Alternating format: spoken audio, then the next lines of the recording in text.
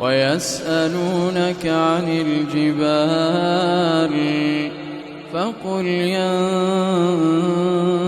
ينسفها ربي نسفا فيذرها قاعا صفصفا لا ترى فيها عوجا ولا أمتا يومئذ يتبعون الداعي لا عوج له وخشعت